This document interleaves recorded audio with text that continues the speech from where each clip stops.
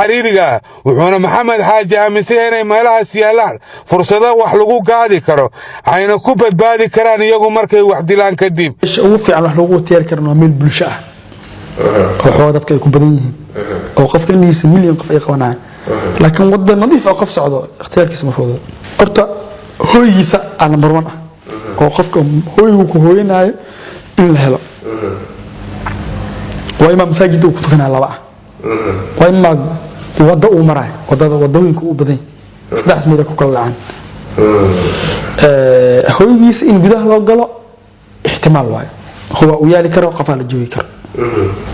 oo malagu fududa ilaa laga ogaado gudaha qof ay ku nool yihiin laakiin diisan hooyigiisa nin oo ka soo baxo subaxdii oo kadibna mar walba uu soo baxo sida rag istikhbaaraadka ay sheegaan uu soo baxay ninka wadada soo istaaga bagaajin suuga way fududa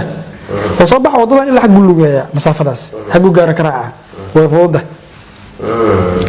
laakiin uu soo baxo wadada ku soo baxay ma yaqaan tan uu aadi kara taas waxay ka dhigan tahay dadka oo inay buqtaan si hal wada isku hayaan إلى صدق الدين حتى صدق وده اسمه دي كرنا حلقة اختياري كرنا بدنته أو لبضة كلول ولا مرول بكل الله هذا كله قفك أو حيتير حكم وضع كرمان طبعا ولا سؤال